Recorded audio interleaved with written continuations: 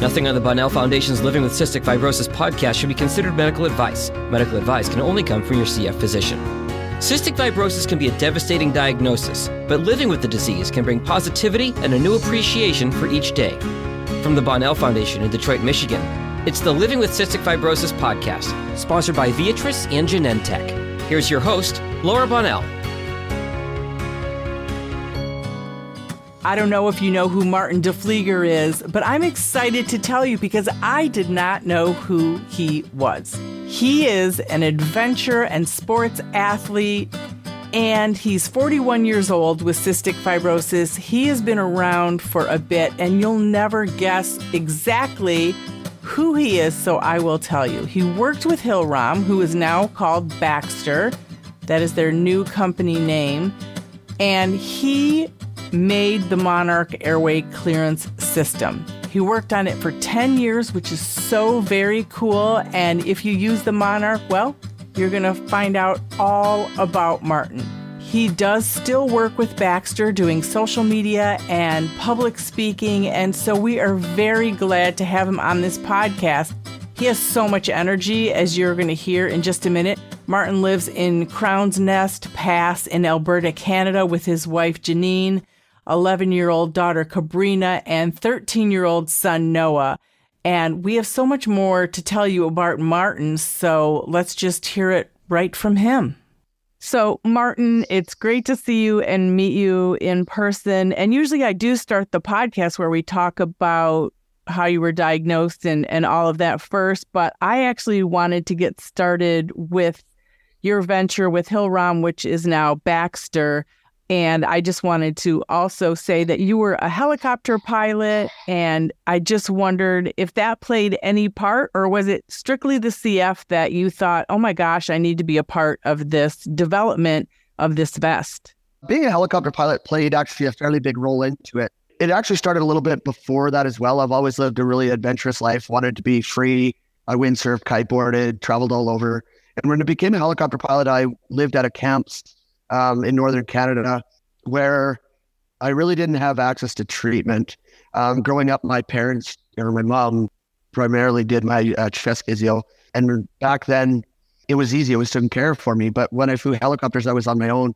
And I needed to think of some way to do manual physio that was as effective. So that's kind of where I started thinking about the idea of the Chestmaster, which now is the Monarch. Which is really exciting. And this is a history I didn't know. And I'm so excited to talk to you and meet with you. Did you approach Hillrom, as you know, they were called then? Did you approach them, or did they come to you? And then how did it get started, your business? Well, I got started a long time before that, actually. I started just building it in my garage or my shop at the farm. And, you know, it was, I don't know if you've seen the original versions, but it was archaic. It was all aluminum, built it myself. There was a local hardware store that an old guy owned that would let me just have sewing machine motors and all these things to try.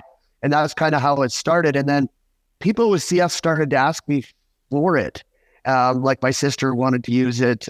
Other people said, like, what, you know, can't we get one? We need one. And that's kind of when the wheels started to turn. And then I had an outside investor and my wife who built the company up that basically wanted to get it out to millions of people. And they got to a point where it was time to bring it to the next level. And that's where they approached several companies and ended up with Hillrom. You really started this entrepreneur thing, a small business person, before Shark Tank even came on, right? Everybody knows the Shark Tank and watches all these entrepreneurs, because really you were solving your own problem. And it just so happens that so many other people needed the benefit of this Monarch. And tell me about the freedom, the difference, because my girls, when they started with the machines weighed 50 pounds. You had to plug them in. I had 2 kids with CF, so we weren't carrying them around to grandma's house and stuff like that. And they were hooked in front of wherever we sat them, right? So this is night and day from where we started 28 years ago when Molly was born, and they're now 26 and 28. So tell me about what this meant to you, like why you thought this was such a great idea and the excitement for you and then others as they became aware of your new vest. I think starting out, like I always knew about this elusive machine that had hoses, and I never had access to it living in Canada, couldn't afford it. So I never, ever tried any type of chest physio with a vest until I went to Hill Rome. And I think that was, in a way, was really good because it didn't narrow the scope of my mind. So I kind of, at the beginning, always told my mom, I'm going to build something like Hill Rome, and then one day Hill Rome will sell it that's easier to use. And I think that's kind of what got the wheels going. But I never did kind of look at their device because I knew it was big. I knew it was heavy. And I was the type of guy, ever since I was little, I would want to sleep over at friends' houses. I would go camping. I'd go hiking. I'd go backpacking. I backpacked Europe. I've done, numerous adventure sports. And that just wasn't going to fit my lifestyle. And the lifestyle of people with CF, we're living longer. We're living healthier. We're living normal lives. So it's like, I always say the analogy of having the old phone on the wall that you have to pull off and dial a whole bunch of numbers. And nobody uses it anymore because that would make you stuck to your house. Everybody just takes a cell phone and walks around.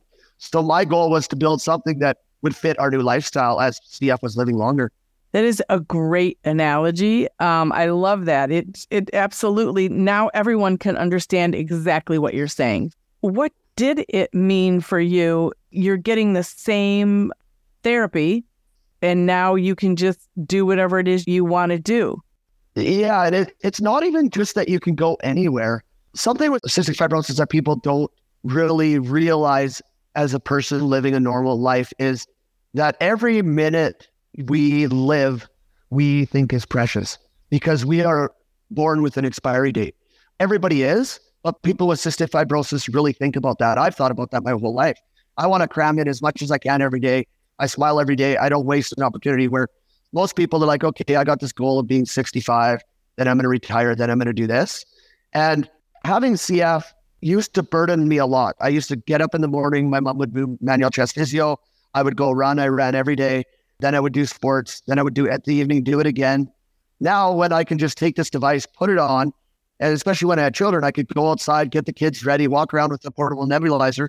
So before life was treatment, now treatment is life. I don't know if that quite makes sense.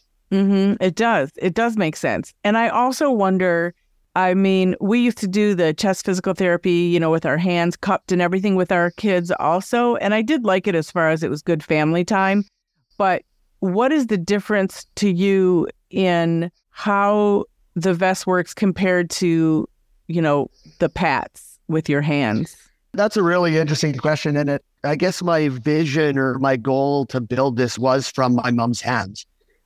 In my mind, that was the best physiotherapy I could get. I tried Flutter. I tried all the other ones. Basically just beating on you and getting the crap out was the way to go. So then I started thinking, well, okay, my mom makes me go on a tilt board, we used to call it back in the days, or postural drainage board. And you do, 10 minutes on your back, 10 minutes on your front, 10 minutes on your side, and another 10 minutes on the other side, give or take whatever people do for their legs. So I always refer to the Monarch as 8 hands of my mother. So you're getting 4 times the treatment, and you're not relying on someone else. And, I have to give kudos out to my mother. She pounded 2 of us twice a day, all our adolescent life. And poor lady, that's a lot of time in her life and a lot of work, where that burden is gone. So now she can enjoy herself too. So it doesn't just affect myself, it affects your whole family, allows you to do more travel and really get life back. Right. And I can totally relate to your mom, is doing it with 2 kids, which we will get into, but it really was family time. But then the growth from exercise and doing the vest just did allow more freedom. What would you tell someone who maybe doesn't think they should use a vest, that now the kind like you've designed, that maybe thinks, oh, I should stay at home and be plugged in, or do the pats? I think I'm going to step back a little point. When people hit the age of, girls a little younger, maybe don't quote me on it, at 13 to 16 years old, they don't want the mother helping them anymore. They want freedom. They start to get angry to the disease. And what I've seen in my life and other people with cystic fibrosis life is they just naturally morph away from doing physio. They don't do it. And especially now with Trikafta, life as a burden is a little bit easier. They just don't do it. So often when I was speaking around the world, a mother would come up to me and say, I know they should be doing it 20 minutes twice a day. but they're not doing it. They don't want to sit on the couch. They don't want to do that. So I think you just have to give them this tool and say, it's your freedom. Now you can go do these things, but you need to do this and you'll feel better. And don't put a restriction on them. Just give it to them and watch them grow. And you will be surprised how many kids they miss it because they could do it in their room. They can do it, especially a woman. They don't want to do it in public. They want to hide. They want to go for a walk. So then you just naturally start, because it works for you and works for your lifestyle. It's not a burden anymore. I don't know if that quite makes sense. Mm-hmm. Absolutely. And I think too, because you're going through puberty, and for girls, they're getting breasts and things are changing, and you don't want, getting pats there and things, and you want the vest to fit properly. Describe the vest to us, battery powered, how it fits, all those details of how, kind of describe how it looks and how it's used. So basically it's a vest like you put on like a life jacket, pretty much. And then you have 8 activated voice coils where your points of therapy are. And then you have a battery pack on the back and you have a controller, and you can set your intensity, frequency, and like the time. So everything is 100% adjustable. And what I really find with it takes out the human factor, right? So you're getting exactly the treatment you want all the time.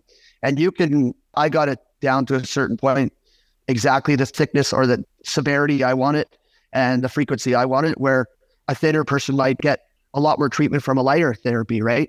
So now it's totally customizable to that individual, and it's very comfortable to wear. Someone will just get it and they will be like, I've tried other portable vests and this thing, it really throws me around. But you yourself know, and any physician knows, that to do proper physiotherapy, you have to be fairly aggressive. You have to move the air in the airways. And once, it's kind of like I say, you get a new pair of running shoes, you have to break them in. You go through that period, people will be like, oh, my son's uncomfortable. It's a little too intense.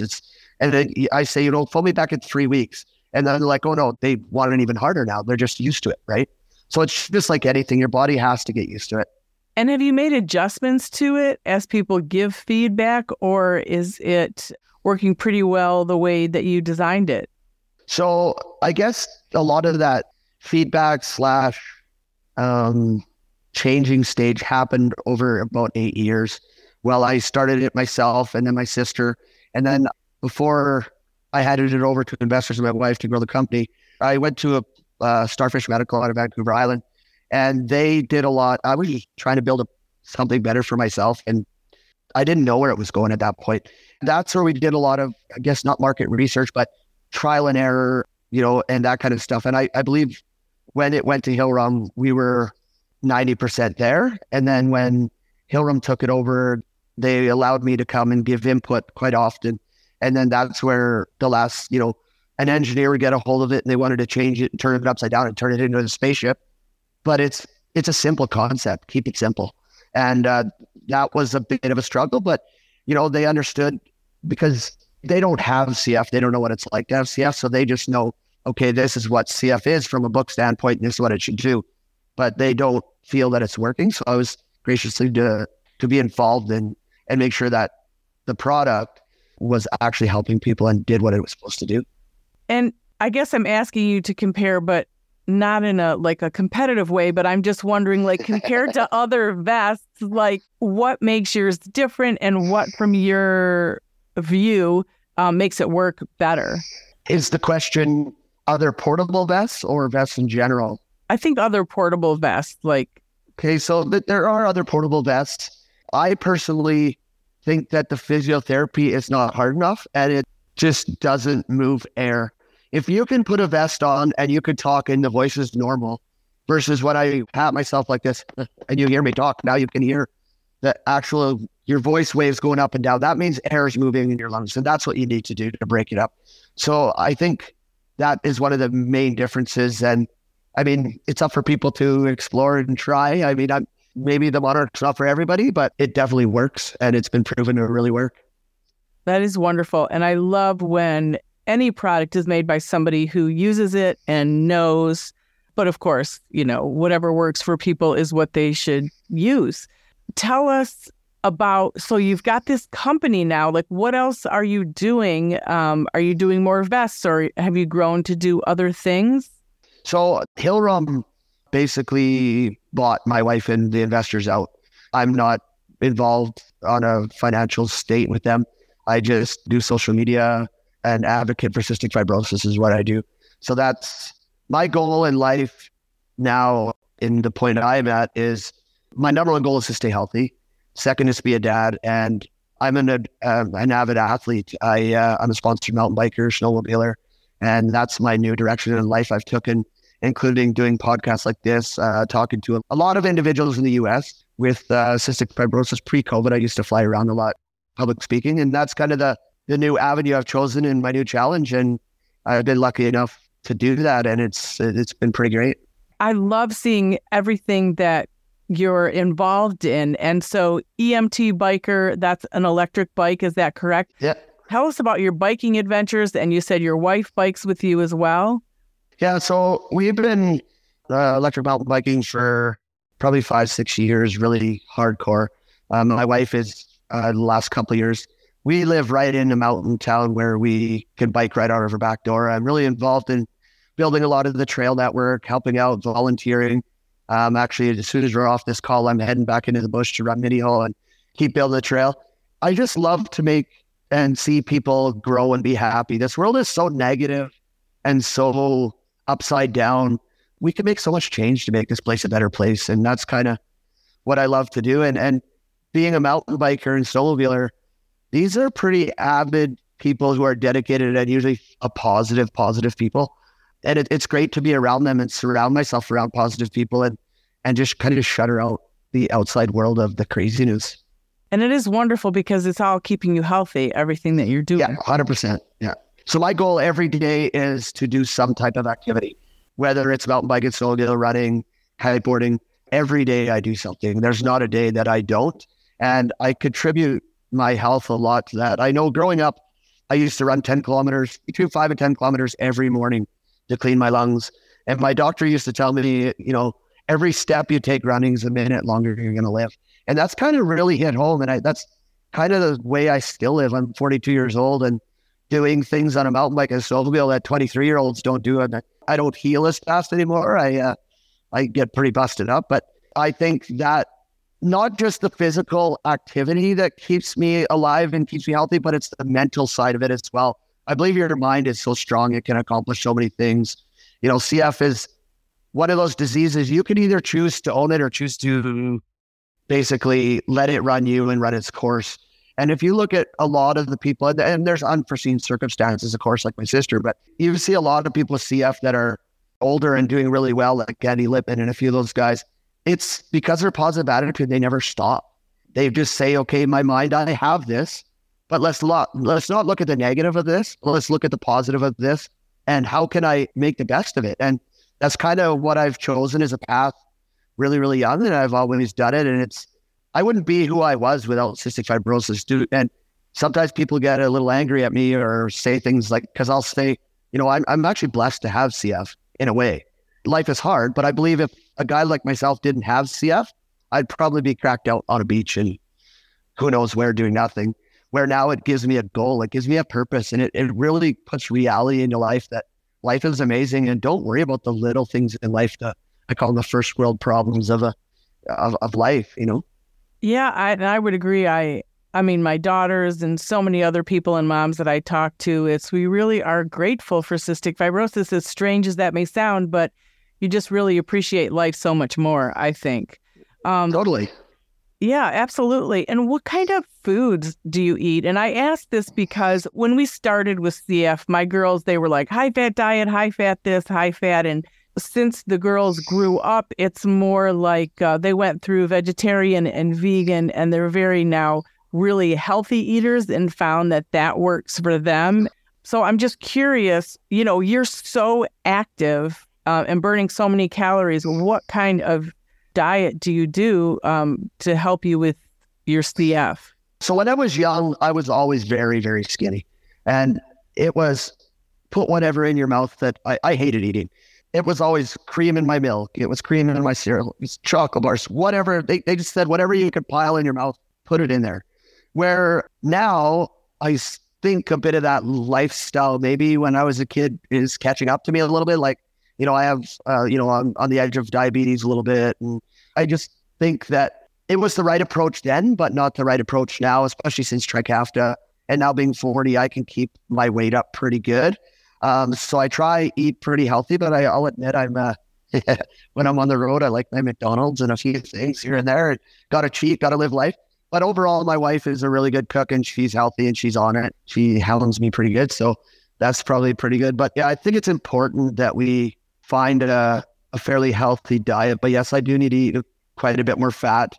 And I do also drink, not in Sure cans, but the cans that you put in tube feeding. I eat those if I need. I just drink those. So when people say, we can't gain weight, we got to eat an extra, just crack a can and guzzle it. Who cares? It tastes gross. Just deal with it. It's just part of it. And it just doesn't bother me at all. Gotcha. And now you brought up Trikafta. Are you on Trikafta? Yeah, I've been on Trikafta for quite some time, actually. I haven't totally came out of the closet how long I've been on it, but you could probably put the two together now that the fight for Canada is over. Well, it's never over, but I was on it well before it came to Canada. Got you. And it's made a night and day difference for you? I would say 100% night and day difference. And once in a while, I'll almost think I should go off Trikafta just so I can get humbled again. I still remember it was the first things I could get my hands on. I took the pill. It was just after Christmas. And an hour later, I just started hacking up a bowl of mucus. And I literally have not had a cough or been on an antibiotic since. Wow. So that many years? It's, that many years. And, my lung function is not the best, but it's, my lung function is around that 68%, 70%. But it's really helped me, especially, pulling a 400-pound snowmobile around at altitude. My friends used to always call me one lung, and don't worry, it doesn't bother me at all. They call me all kinds of stuff. But they'll be like, hey, one lung, you're a little bit tired, better go for your nap. And then after that year, nobody really knew that I was on it because I was kind of hiding it. They were like, what the heck's going on here? And then they put the two together, like, yeah, you found some candy somewhere across this border, didn't you? Or something to that effect. I says, yeah. And they said it was just night and day difference. Now there's no sympathy, so I got to go really hard. But yeah, it's been a night and day difference. My weight's been better.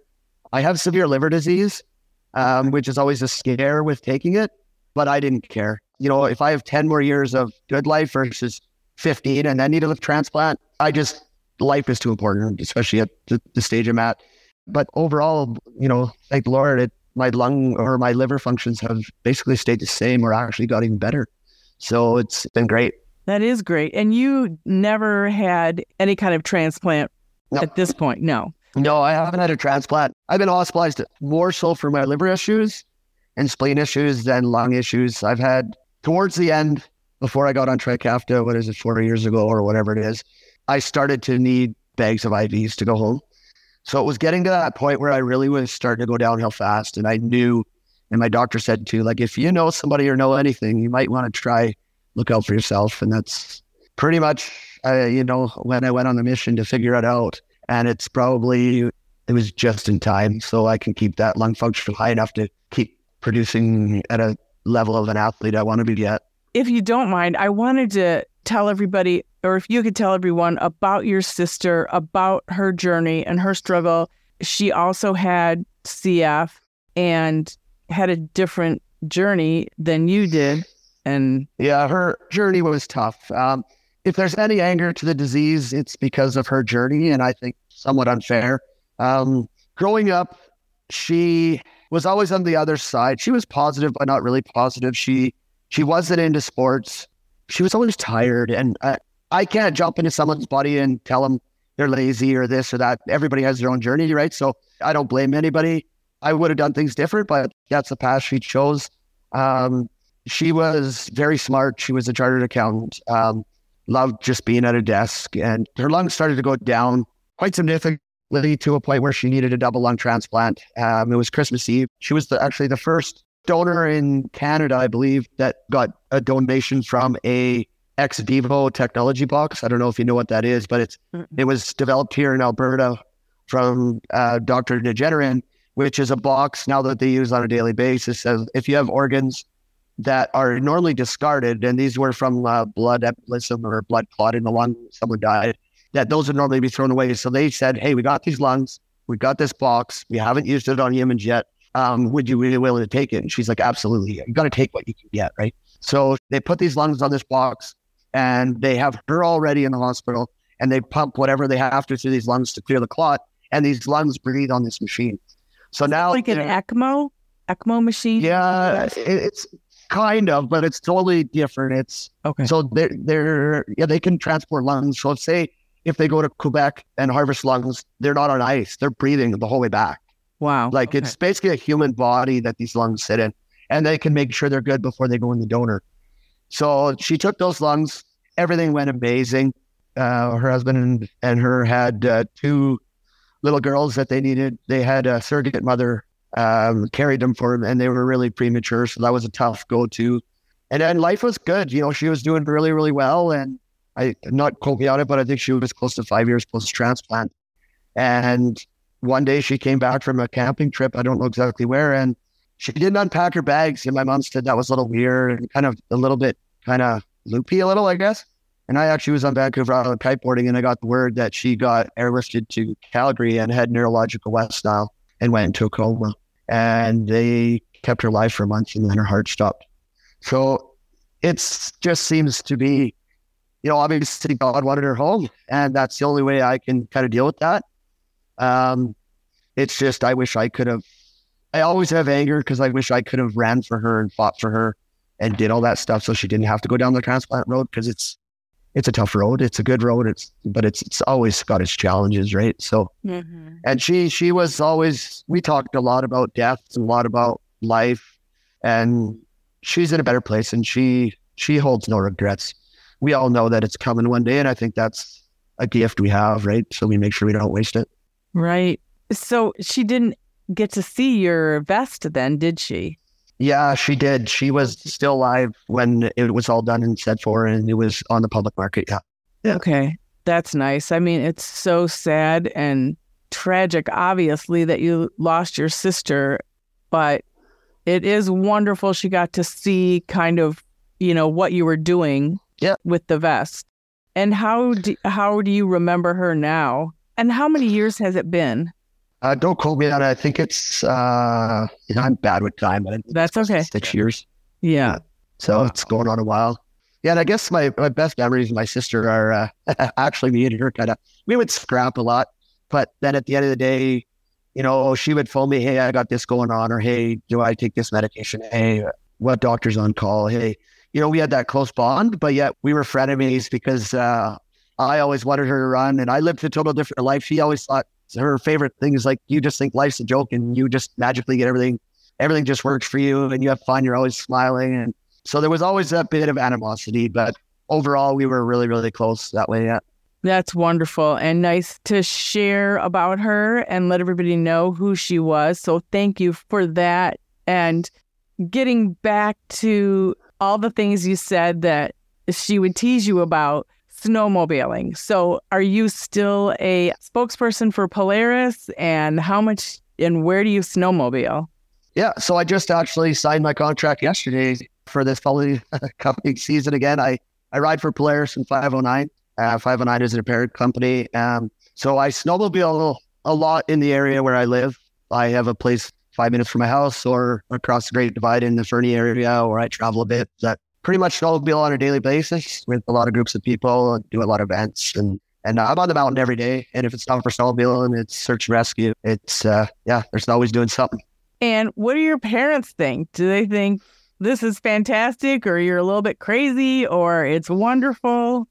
Well, that's a two-sided answer, I guess. So my mom and me are very close growing up. My mom would always be, you know, like when I was training for the Boston Marathon, she's like, oh, you just do it. Just go. Just don't be a baby. Just don't stop. You know, and my dad's always like, oh, be careful. You have kids, this and that. And now they're Dutch parents. And whenever I go on a trip like this last one, I just come back from the coast. He's like, oh, don't do stupid. You have a family. And then my mom's like, oh, go have fun. You know, and she always, her message to everybody asks her that question. You know, Martin's always out in avalanche terrain. He's always doing this. And my wife's the same way. I'm sure they worry, but they know that I'm living my life. And her answer is always like, I just pray it'll be fine. I'm sure they're worried. I mean, they lost one child. They don't want to lose another. But yet they also know that this is my life and I wouldn't change it for the world. Yeah. And I mean, just talking to you, it sounds so exciting, and you've way outdone me. I mean, I do my 4 miles of walking a day, but yeah, nothing close to compared to what you're doing. But it's really exciting. You're busy all the time. Never stop. Yeah, we just got home from a trip. My wife goes, boy, we should have stayed on a trip because now you're too busy again. I got millions of things to do. But, people used to sometimes say, do you do that to distract yourself from the disease? And I says, no, I love what I do so much. And I love life so much that I just, you hear those things on Facebook or whatever. It says in 20 years, you're going to wish you were back at 20 years old again. Well, I don't want to wish that, like that I wasted that. So I just go. If there's snow that morning or if someone phones me, I'm going. I just don't care. And what do your daughters think? Do they know or understand yet about cystic fibrosis? And can they keep up with you? Yeah, so I have a daughter who's 11 and a boy who's 13. Yeah, my boy, he's, because people with CF, and there's a whole other can of worms, I won't really get into it. Men usually can't have children, so we use a sperm donor for both our children. They are the same. My boy is quite a bit, he's getting bigger than me now. He actually just started kiteboarding totally on his own this year on the coast. So me and him are riding together. We snowmobile together, do all that. My daughter, we mountain bike and ski together. It's not going to be long, and I'm going to be looking at them going down the hill. That's exciting, though, and it's great that your whole family is all in it together. Yeah, you bet. So tell me about things you do with the CF community. Are you inspiring? I mean, you are inspiring other people to stay healthy and get involved and do this kind of very active life. Yeah, I kind of found a little bit of a niche. I guess it was through Hillrom and such. I'm going to speak again in a couple of weeks too in another CF Family Day. I find I connect a lot as a neutral person between the parent and the patient. I get a lot of questions like the kid will be like, hey, can you just tell my parents to leave me alone? I just want to live my life. And then the parents will go like, oh, he won't take his medication. He's hiding this. He's doing this. And he wants to play hockey on a public team, but I don't think it's smart. And then I just tell him straight up, like, hey, I played every sport. I went everywhere. I did everything. Sure, I got sick once in a while, but what's the option? You're going to tie them down in their bedroom so they don't have a life? And if you talk to anybody with CF, they rather live 20 years of happiness than 25 years of misery. And I know that's harsh and it sounds harsh, and that's what I tell the parents. But it's from a selfish point of view from them that they want to keep their kids around, right? And you can't do that. I mean, you got to let your kid find their journey, and every kid's going to stumble. And I tell these kids, like, my liver ain't exactly where it's at because of all just medication. There was a bit of partying, and, I'm quite a goer now, but when I was 18, 19 years old, I was backpacking in Europe and I was having fun. And sure, I regret the damage it did, but do I regret the time I had? Absolutely not. Would I trade it? Probably not. So I tell those parents, and I tell them, just be smart about what you're doing, but you need to also go live life, calculated risk. And what is there that you haven't done that you want to do as far as anything, I guess? I want to jump off a base cliff in a wingsuit or a squirrel suit.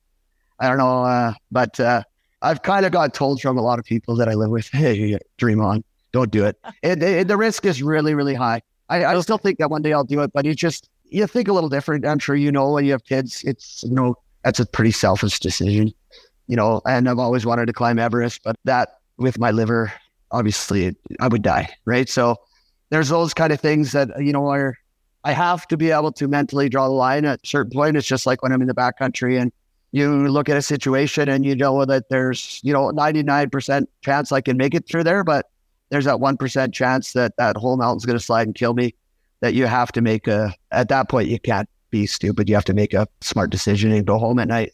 Absolutely. And what has all your adventure taught you? I mean, it obviously keeps you going and it's great for you mentally, but what keeps you going on it? You must be inspired daily. I don't know, I would think. And also your mind must just be racing with other things to do and how wonderful the life you're living is. Yeah, it never gets old. I love being out in the bush. I love doing these things. Like if I go to the city, I turn cranky in 2 seconds. But I think the biggest thing is all the sports I do, snowmobiling, kiteboarding, mountain climbing, mountain biking, it's not a team sport. I am not the type of person who can be told what to do. And I don't know if that came from CF or if it came from just the way I am, but I've always lived by the motto of freedom. I built a camper back in the days. I named it Freedom. Life to me, I want to be free. And those sports allow me true freedom. And And when I'm out there, not so much anymore. Well, no, still now, but before when I was really coughing, when I was in the mountains, doing these things just on the edge of, the craziness and the adrenaline's going high, you don't have time to think about CF. You don't have time to think about those diseases. You're in the present, and I was just living as Marten, and that's who I am. And I think it gives me a sense of freedom and a sense of, I don't have CF. I just go. Otherwise, I would sit at home. My mind is the type that would just think and think and think, where now it's just thinking about positivity, happiness, and just blocks all that other stuff out. And I think, other people with CF don't have to maybe go as far to the extreme as you have. I mean, I think it's wonderful, but maybe not everyone can even do it. But I do think that in the past 15 years, the message is clear. Exercise and working out is critical to people who have CF, any of us, of course. But, that wasn't the message when my kids were born. That wasn't being, they weren't saying, go out there and do anything. So I love that the narrative has changed in regards to CF. Don't keep your kids in, get them out there. Yeah, I think it's really important to get them out there. And I understand not everybody's like me, but that's the beauty of the world. Everybody has their own path. I hope that someone with CF has a passion of some type of exercise. But even if they don't, say it's painting, still do it. It clears your mind. Your mind is stronger. If you're happier, you're healthier. I don't care what you are, who you are. It's normal. And from an exercise point of view, I remember this kid with CF says to me, well, my mom doesn't have to exercise. And I said to him, look at your mom. And I'm not saying anything. I just wouldn't hurt her to go exercise. It's normal for everybody to exercise. Like a still body's a dead body in my mind.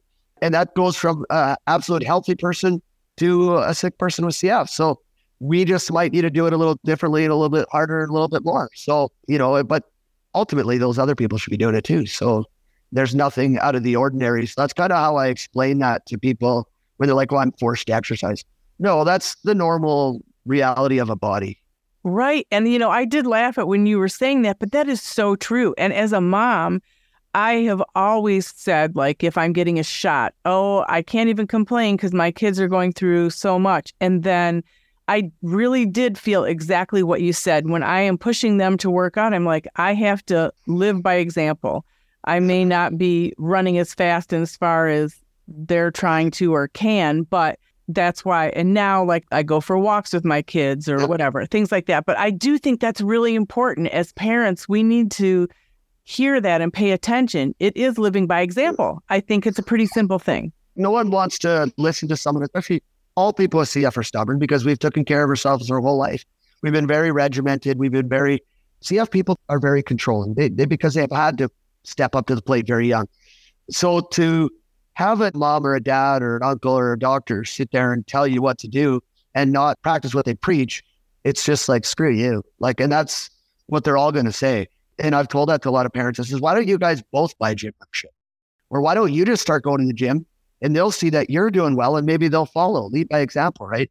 But to sit there and throw orders and not do it yourself, I think that's the wrong approach. Like my mom used to come and run with me and she supported me. She came to Boston with me. She, took me to my first marathon and every wacky thing, she would always be there to support me. And I think that's the way you need to do it. Mm-hmm. Yeah. I love that message. Okay, what is kiteboarding? Everyone else may know, but I don't.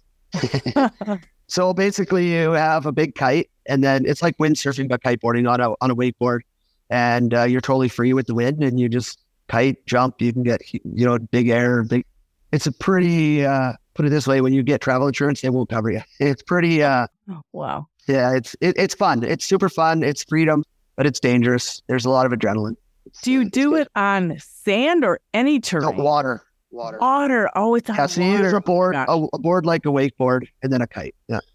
Okay. A lot of lakes where we live here. Like now last week we were on the West Coast, stuff like that. Wow, it's exciting. And your adrenaline and your spirit and your motivation and your excitement all comes through in this podcast. I think you're incredible. And I am absolutely sure that you've inspired many people who are listening to this podcast to get motivated, and hopefully some parents too, who are beginning to realize that they need to get out there and lead by example. What else do you want to tell us either about your CF journey or what you're doing in the future? The future is a tough one. I live more or less for the day with a vision of kind of where, what I want to do. I don't also, and I've always been this way, like my sister's comment was, things just work out for you. I put it out there. I pray about it. I go, but I don't allow myself to say in 3 weeks, I'm going to, like, obviously there's doctor's appointments, but I'm going to all of a sudden do this in 3 weeks. Well, then that week before, you missed all those opportunities that world would have gave you. So I think everybody in life has their path, but we don't know what that path is 100%. I just trust that God will throw me the path and he opens doors. And if something feels right, I go. So I guess that's my direction where I want to go. I mean, I would love to eventually write or find a ghostwriter to write a story on my or whatever. That's always been one of my plans. I'm not a very good writer, can't do it. Or some kind of documentary film so I can help encourage other people. So if anybody's listening today and has any contacts, reach out to me. And I would like to do it just to help the world. I don't want to make money with it. I don't care. That's, I guess, one goal I really want to accomplish at some point. And maybe it's like my wife says, I'm sick of hearing about your story, sick of her, I'll do it when you pass, and maybe that's the time, who knows? But for now, that's kind of my goals and just kind of go with it. It is a great goal, and your excitement for every day is beautiful. Yeah. Love it. Is there anything else that you wanted to share with us about some of the experiences you've had or connecting with other people that have cystic fibrosis, maybe something that really inspired you?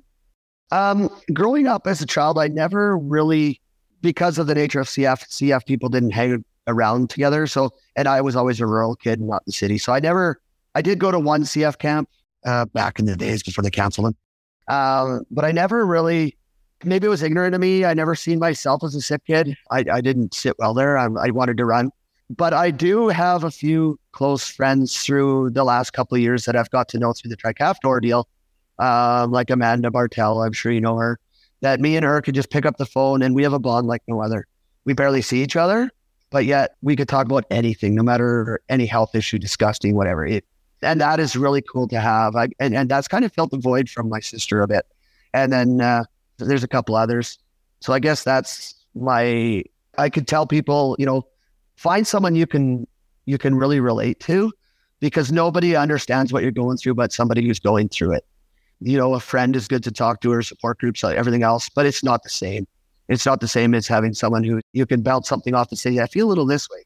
Oh yeah, I do too. And nobody else is going to get that, right? So I think that's one of my biggest encouragements. Find someone who is very positive that you can help you. And for the rest, hang around with positive people and be positive and be happy, and you'll accomplish the world.